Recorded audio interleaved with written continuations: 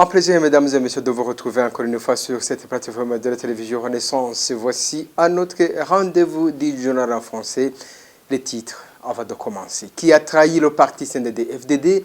Pierre Nkurunziza a jeté le tort à une partie du parti CNDD-FDD qui aurait refusé qu'il se présente pour un troisième mandat. Cependant, Leonidas Yatungimana, l'un des frondeurs de 2015, accuse Pierre Nkurunziza d'avoir trahi le parti en violant la convention interne du parti. Vous les entendrez dans ce journal.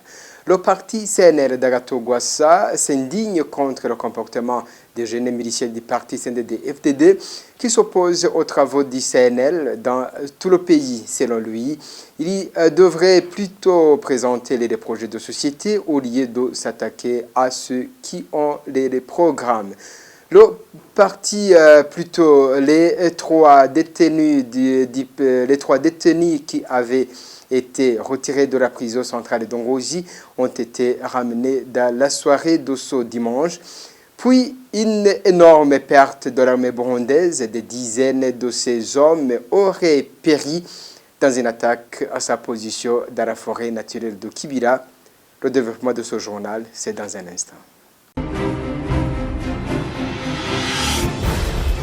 Rebonjour. Une position de l'armée burundaise aurait été attaquée à Murura dans la forêt naturelle de Kibira dans la nuit de samedi. Jusqu'à ce lundi, diverses sources militaires confirment les faits.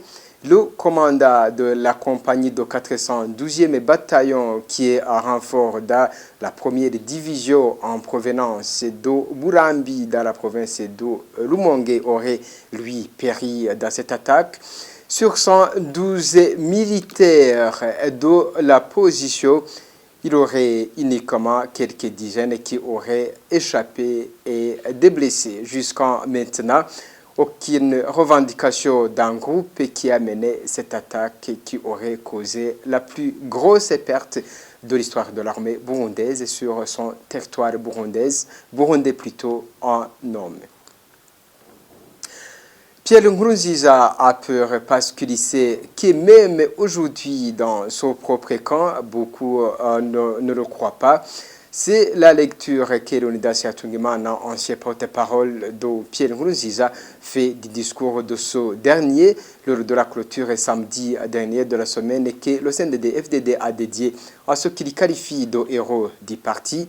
Celui qui a été désigné comme l'éclaireur éternel du CNDD-FDD avait en effet mis en garde avec insistance quiconque serait tenté de trahir les idéaux du parti à lui prédisant un mauvais sort. Franck Kazé pour les détails.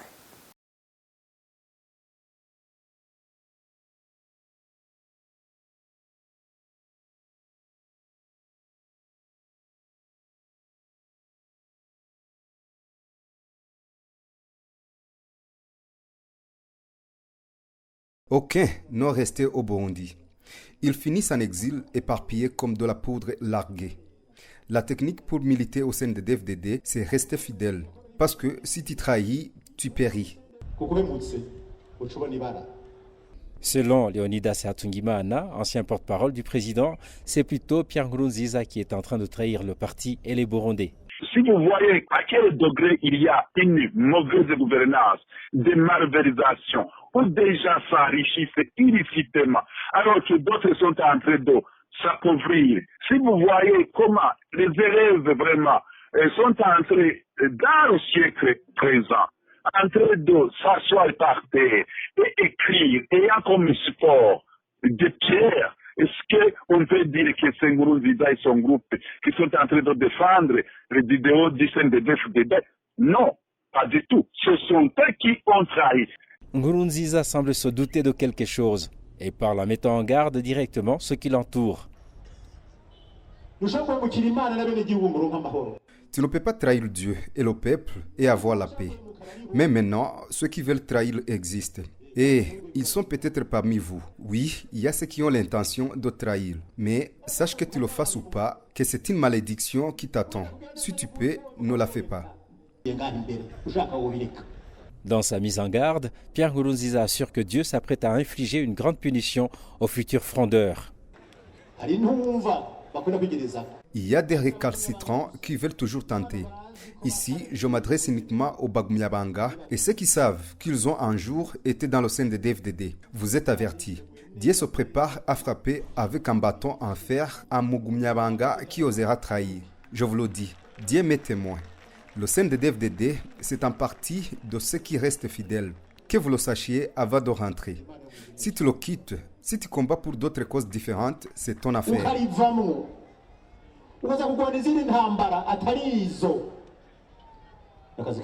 Pour Leonidas Satungimana, Nkurunziza doit certainement faire allusion à un Dieu qui n'appartient qu'à lui seul, qui lui dicte les malheurs qu'il inflige au Burundais. Leonidas Satungimana dit que Nkurunziza est conscient de la présence de personnes dans son entourage direct qui ne le soutiennent pas. Si on prend les traîtres cette fois-ci comme les frondeurs, il voit qu'il est entouré de frondeurs potentiels. Et même s'il est devant le public, il peut voir celui qui rit de manière sincère et celui qui rit de manière hypocrite. Vous ne pouvez pas ne pas le voir. Il le voit. Il voit que vraiment, il est en train de s'aimer sur une terre aride. Son discours ne tient plus. Il voit qu'il y a des gens qui peuvent se soulever d'un moment à l'autre. Il le voit, il le sent, il le vit, il en a peur. Et d'ailleurs, c'est pourquoi vous le voyez toujours en train de lancer des messages, d'effrayer les gens qui peuvent avoir cette audace de dire non. Quand il dit, oh, le Dieu va vous frapper 2 fois, on dirait qu'il a un Dieu harisseur. Ce n'est pas le Dieu que nous vénérons, que nous adorons, qu'il adore lui. Non, pas du tout. Son Dieu, c'est celui-là qui lui dit qu'il faut tuer. Ah, ça, ce n'est pas notre Dieu. Ce n'est pas la première fois que Pierre Nkurunziza utilise ce type de discours. Il a émis les mêmes.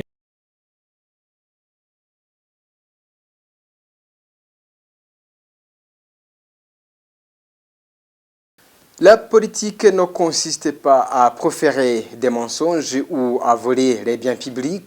Par contre, elle consiste à résoudre les problèmes de la population. Agathon Rwasa, président du parti CNL, est étonné par des gens qui restent dans le passé au lieu de voir les problèmes et les résoudre pour que la population puisse évoluer. Mais il espère que 2020 sera l'année où les Burundais montreront qu'ils sont conscients des problèmes qui minent le Burundi. Suivez Agathon Rwasa. Là où était le Burundi en 2010, ce n'est pas la même chose qu'aujourd'hui. Je suis étonné par des gens qui restent dans le passé au lieu de s'intéresser avec les problèmes qu'on a. Si tu dis que tu es un politicien aujourd'hui, amène tes projets et présente-les au Burundi. Lancer des injures envers Rwasa, c'est une humiliation contre toi-même. Si tu es politicien, amène tes projets et accepte la compétition entre les partis politiques. Cessez d'être traumatisé parce que tu constates que CNL a beaucoup de militants. Si les siens sont en nombre de 10 ou 20, restez calme, ce n'est pas nous qui l'avons fait. Si tu utilises la politique pour avoir une place ou pour remplir tes poches, comprends que nous faisons la politique pour le bien de tout le Burundi. Et sache que les Burundais veulent le changement. Le reste, comme les mensonges, les disputes, ne sont pas politiques. La politique, c'est de prendre les problèmes qu'a la société et voir comment on peut les résoudre pour avancer. Si tu ne peux pas le faire, tu laisses la place aux autres. Si tu veux rester en politique, juste pour les disputes, les mensonges et autres, je pense qu'on a déjà dépassé cette période. En 2020, je pense que c'est là où les Burundais vont montrer qu'ils sont devenus intelligents.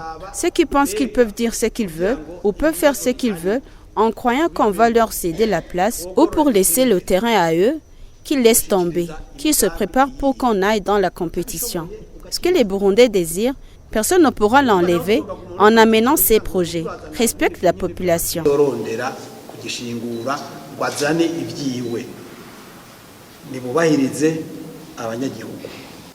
Agathon Rwasa, il est président du parti CNL et en même temps premier vice-président de l'Assemblée nationale du Burundi. La Maison Shalom est satisfaite de l'état de santé de Trésor Manirakiza, pour le moment hospitalisé en Suède. La vie de ce jeune de 24 ans a été fauchée par la machine répressive de Pierre Nkurunziza pendant les manifestations contre le troisième mandat en 2015. Reportage avec Thierry Bigirindavi qui s'est entretenu avec la fondatrice de la Maison Shalom, Margarite Barangitse, qui a plaidé pour ce transfert de trésor. À 20 ans, Trésor Manirakiza a été criblé de 4 balles dans le dos le 26 avril 2015, le premier jour de manifestation contre la candidature au troisième mandat du président Pierre Nkurunziza. La police a tiré sur Trésor dans la zone Moussaga, entre la première avenue et la deuxième avenue, précisément sur les dos d'âne, en face de l'école primaire Moussaga 1. Après des ans d'hospitalisation à l'hôpital militaire de Kigali, le jeune Trésor a été chaleureusement accueilli au centre communautaire Oasis of Peace pour son rétablissement. L'infatigable Marguerite Barangitse dit Oma Grammaire, habile à son art de réparer les pots cassés. Depuis 1993, elle s'est battue bec et ongle pour pouvoir faire atterrir à Kigali un avion médicalisé. Au bord de ce dernier se trouvaient des médecins spécialistes suédois. Ce vol spécial était pour un certain Trésor Manirakiza. La fondatrice de la Maison Shalom s'est rendue dernièrement en Suède pour rendre visite à Trésor. Depuis le 26 avril 2015, le jour où le destin de Trésor a basculé, son ami Fabrice Bimenyimana a toujours été à côté de lui. Il a sacrifié sa vie pour son frère, agonisant au lit d'hôpital. Quand Oma évoque les deux jeunes garçons, c'est plus que son sourire de toujours aux lèvres. Elle explose de joie en racontant leur histoire. Quand je parle de Trésor, je suis émue parce que pour moi, Trésor est un symbole que le Burundi ne sera jamais anéanti. Le policier qui avait essayé de lui tirer 4 balles dans le dos avait cru en finir avec Trésor. Mais Trésor a résisté. Trésor, c'est un symbole de résilience. Quand j'ai vu les pilotes venir le prendre, les pilotes suédois, et l'amener dans un hôpital d'Uppsala en Suède, je me disais, est-ce que vraiment Trésor va arriver? Trésor est bien arrivé à l'hôpital, accueilli par 10 médecins spécialistes. Trésor, pour le moment, on est en train de le soigner. Et Trésor va sortir de l'hôpital. Il sera toujours handicapé. Mais au moins, on a soigné son cœur. Et puis, on lui a donné la dignité, tous les soins dont il avait besoin. Mais quand je parle de Trésor, je me rappelle de ce jeune. Je veux bien le dire haut et fort que nous avons un héros qui s'appelle Fabrice Bimenyimana. Fabrice est pour moi un héros. Il a passé 4 ans, 24 heures sur 24 heures, ne s'est jamais découragé, a soigné Trésor, est resté, l'a lavé, lui a donné toute la tendresse fraternelle. Et quand le Haut Commissariat pour les réfugiés lui a demandé s'il voulait accompagner son ami qui est devenu son frère, son petit frère, il a dit, je ne peux pas me séparer de Trésor. Il a accepté de sacrifier sa vie, de dédier sa vie à Trésor. Ça, c'est un bel exemple que les Burundais devaient être fiers que nous avons encore des héros. Alors, ils vont habiter dans la même maison. Et Fabrice est retourné à l'école. Il va être aide infirmier dans le même hôpital qui soigne Trésor. Cette mère, qui a choisi l'amour comme sa religion, a déjà donné la seconde chance à plusieurs dizaines de milliers d'enfants parmi les moins défavorisés. Entre autres, les enfants abandonnés, les orphelins, les enfants de la rue, les enfants soldats et les démobilisés. Maggie considère cette fraternité de Fabrice et de Trésor comme une victoire de l'amour sur la haine au Burundi. Une victoire de l'unité des Burundais sur l'idéologie divisionniste du pouvoir de Bujumbura. Ils ne vont pas réussir parce que Fabrice et Trésor ne sont pas de la même ethnie. Ils ne viennent pas de la même région. Donc, ils ont beau nous anéantir et toucher sur la corde sensible, la corde ethnique, ils ne vont pas réussir. Parce que Fabrice et Trésor, c'est la nouvelle génération qui osera casser ce cycle de violence. Et j'en suis fière de les avoir accueillis ici pendant 2 ans. Ils habitaient dans les locaux de l'Oasis of Peace. J'ai vu j'ai vu la résilience, j'ai vu la résistance.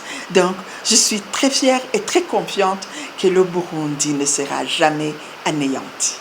La fondatrice de la Maison Shalom avait déjà réussi à sauver plus de 46 000 enfants depuis 1993. Elle avait pu les offrir une bonne formation, un métier, bref, de l'amour. Mais avec la crise de 2015, tout s'écroule. La courageuse grand-mère n'a pas désarmé. Omar fonde l'Oasis of Peace au Rwanda, son pays d'asile. En 2016, elle remporte le prix Aurora, décerné par l'Amérique. Elle va utiliser la somme qu'elle a reçue pour permettre à plus de 300 étudiants qui avaient interrompu leur cursus universitaire de ressentir encore une fois l'odeur des amphithéâtres. Le centre Oasis of Peace de Kigali est construit sur plus de 2 hectares.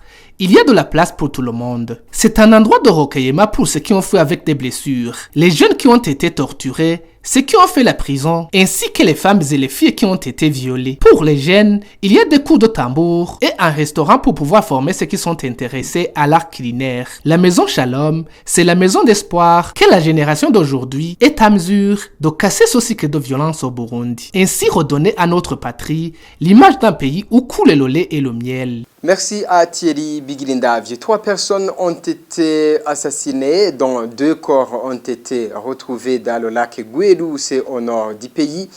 Une femme qui a été d'abord violée avant d'être tuée en province de Muramvya, ainsi qu'une trentaine de personnes arrêtées arbitrairement, comme l'indique Aimé Kwizera, chargé de la communication dans la campagne sur ces tortures Burundi. Et sur ces tortures, Burundi fait savoir dans son rapport qu'il enregistre plus de 70 cas de personnes assassinées depuis le mois de juillet et aucune enquête n'a été menée pour identifier les acteurs de ces crimes.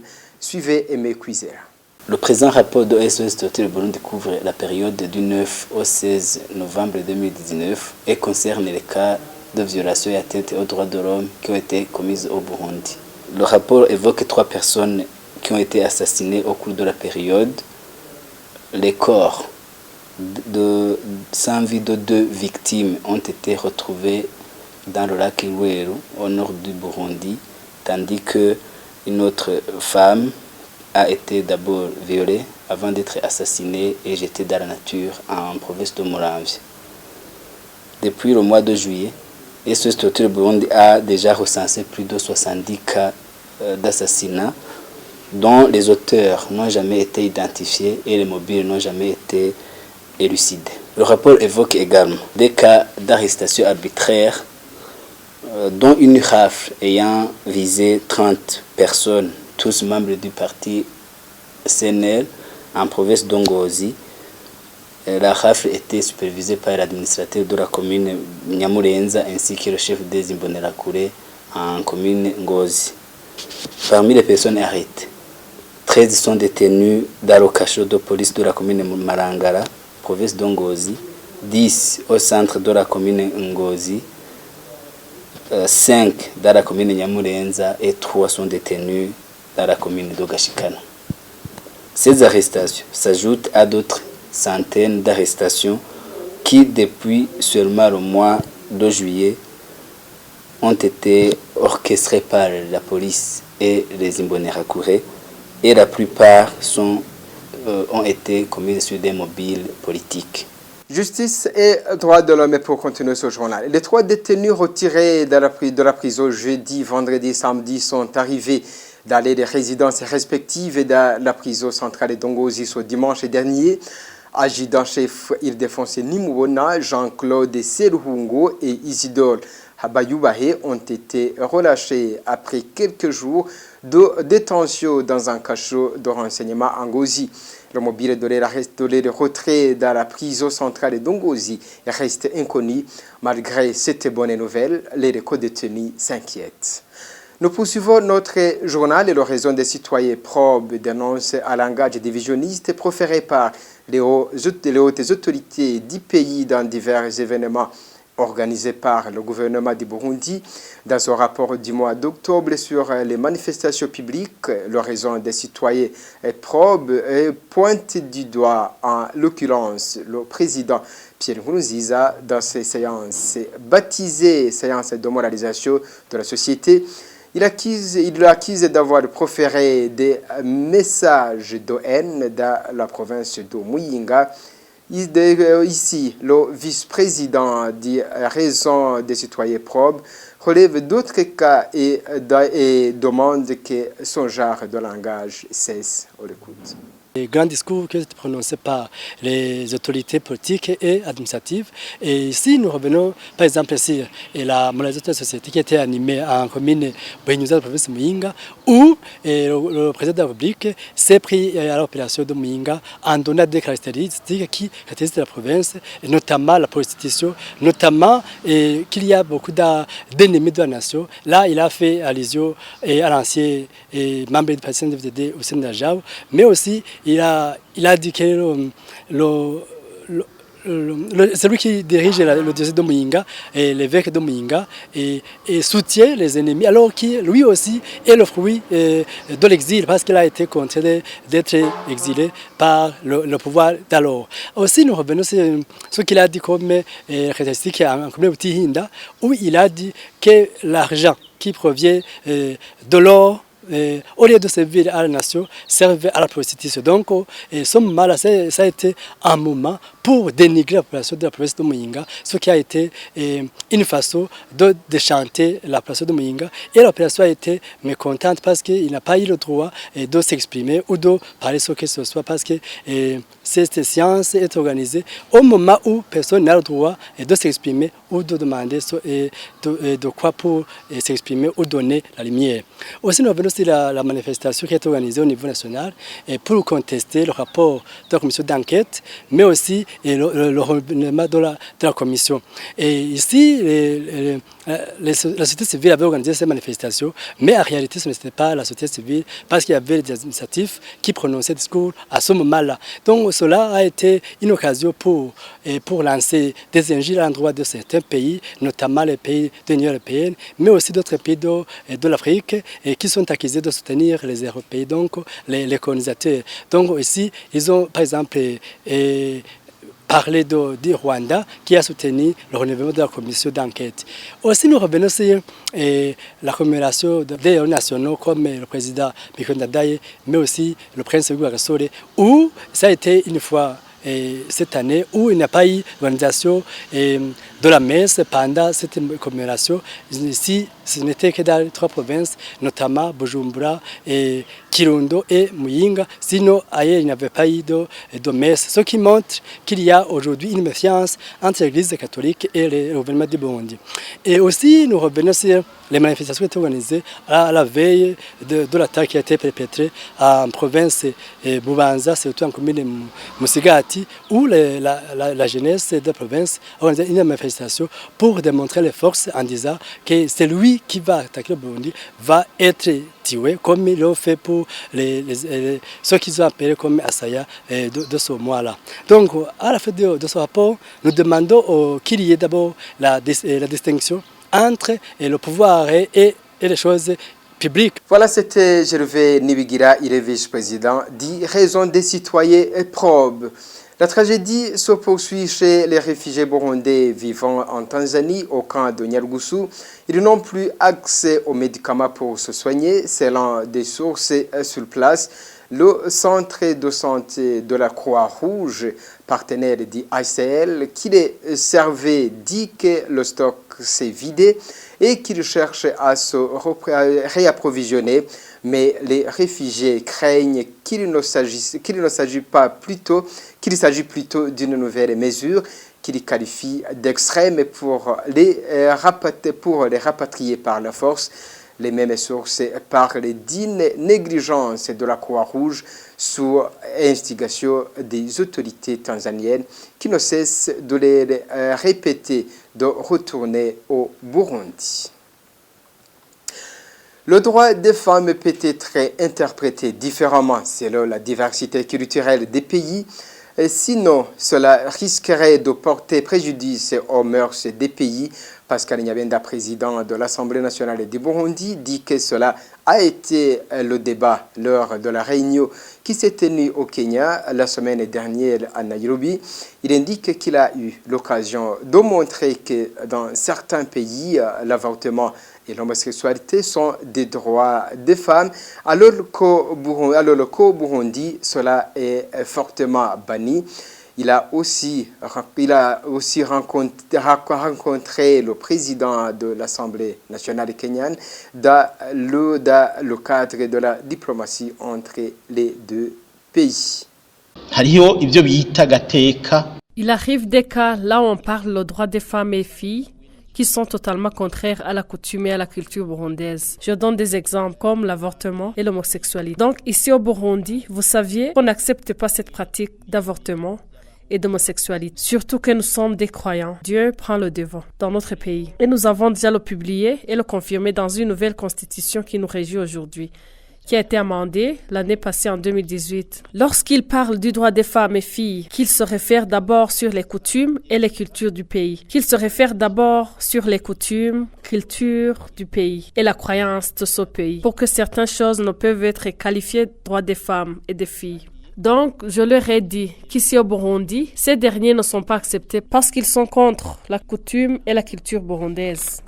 On en a parlé, on en a insisté. Selon eux, ils considèrent cette pratique comme un droit, ce qui n'est pas le cas pour nous. Voilà, c'était Pascal Nyabenda, il est président de l'Assemblée nationale et c'est par son intervention que j'en mets un peu fin à ce journal. Merci de nous avoir suivis. À la prochaine.